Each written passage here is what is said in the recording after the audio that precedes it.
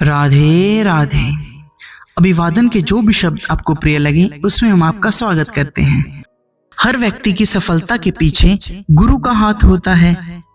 आज हम यह जानेंगे कि गुरु धारण करना क्यों आवश्यक है। माँ जीवन का प्रथम गुरु होती है।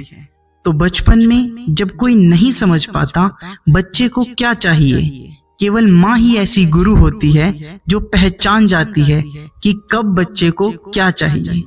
ऐसे ही गुरु भी जान जाते हैं कि शिष्य को कब और कैसी शिक्षा प्रदान करनी है। निसंदेह आत्म साक्षात्कार का मार्ग कठिन है, अतः भगवान का उपदेश है कि उन्हीं से शुरू होने वाली परंपरा से प्रामाणिक गुरु की शरण ग्रहण की जाए।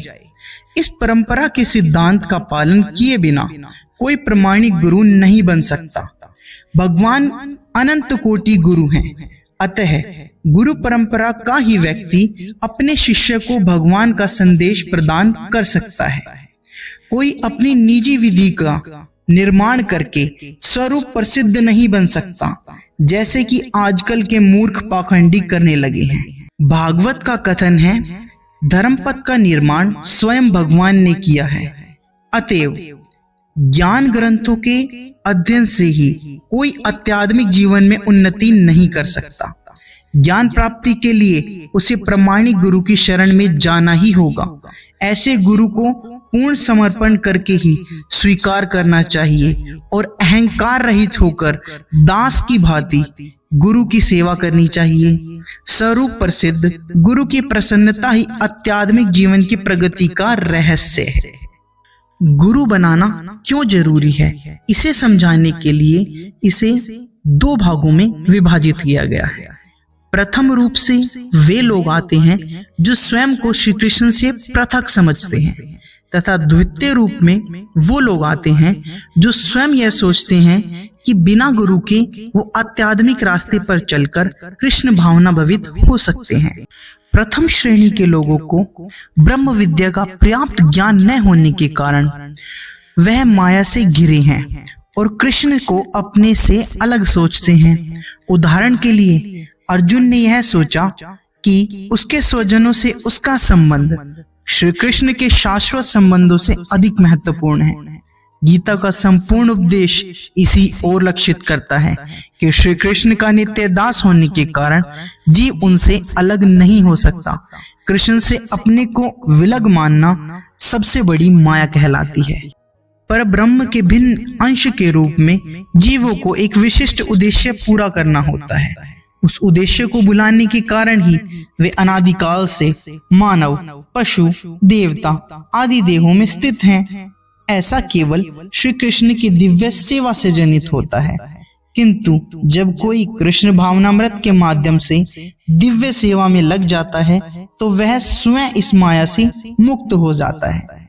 ऐसा ज्ञान केवल प्रामाणिक गुरु से ही प्राप्त हो सकता है। इसी करके गुरु का होना जीवन में अत्यंत महत्वपूर्ण है। दूसरी श्रेणी में वो लोग आते हैं जो स्वयं यह सोचते हैं कि बिना गुरु के वो आध्यात्मिक रास्ते पर चलकर कृष्ण भावना भवित हो सकते हैं। उदाहरण के तौर पर एक राजा श्री कृष्ण की भक्ति करता था, वह कृष्ण भावना भवित होना चाहता था। एक दिन राजा ने अपने मुख्यमंत्री से पूछा, वह किस तरह श्री कृष्ण में पूर्ण तरह विलीन हो सकता है। ऐसा सुनकर मुख्यमंत्री बोले, हे राजन, आपको एक प्रामाणिक गुरु की आवश्यकता है। केवल गुरु की शरण लेने से आप कृष्ण भावना भवित हो सकते हैं। मुख्यमंत्री द्वारा बोले हुए वचनों को सुनकर राजा ने ऐसा करने से मना कर दिया तथा स्वयं ही मंत्र उच्चारण में लग गए, जिससे कि वह श्री कृष्ण भावना भवित हो सके। 3 माह ऐसे ही बीत गए। राजा ऐसे ही मंत्र उच्चारण करता रहा तथा राजा ने मुख्यमंत्री से कहा, वह प्रतिदिन मंत्र उच्चारण करता है, ध्यान में रहता है, फिर भी उसका मन शांत नहीं है। ऐसा सुनकर मुख्यमंत्री ने राजा को फिर से गुरु ग्रहण करने के लिए प्रेरित किया, परंतु राजा ने फिर मना कर दिया। तत्पश्चात मुख्यमंत्री ने सेना को आदेश दिया कि राजा को पकड़ लिया जाए। सेना भौचक्की रह गई। सेना सोच रही थी कि ये मुख्यमंत्री के मुख से क्या निकल गया। ऐसे मुख्यमंत्री के द्वारा कहे गए वचनों को सुनकर राजा ने सेना से कहा कि मुख्यमंत्री को पकड़ लिया जाए तथा मुख्यमंत्री को बंदी बना लिया जाए। ऐसा सुनकर सेना ने मुख्यमंत्री को पकड़ लिया। ऐसा देख मुख्यमंत्री हंसने लगा और बोला, हे राजन, मैं यही आपको समझाने की कोशिश कर रहा हूँ। जैसे सेना को आदेश देने के लिए सुयोग अधिकार होना चाहिए, वैसे ही व्यक्ति को मंत्र साधना सिद्ध करने के लिए गुरु की शरण में होना चाहिए। इसीलिए ही कहा गया है, गुरुर ब्रह्मा गुरुर विष्णु गुरुर्देवो महेश्वरः गुरुर साक्षात परब्रह्म तस्मै श्री गुरुवे नमः। अर्थात गुरु ही ब्रह्म है, गुरु ही विष्णु है तथा गुरु ही शंकर है, गुरु ही साक्षात परब्रह्म है। ऐसे गुरु को मैं प्रणाम करता हूँ। अंततः जो भी शब्द गुरु के लिए संबोधित किए जाएं, वह सब गुरु को व्यक्त करने के लिए अधूरे होते हैं। उनके लिए जितना बोला जाए उतना ही कम लगने लगता है।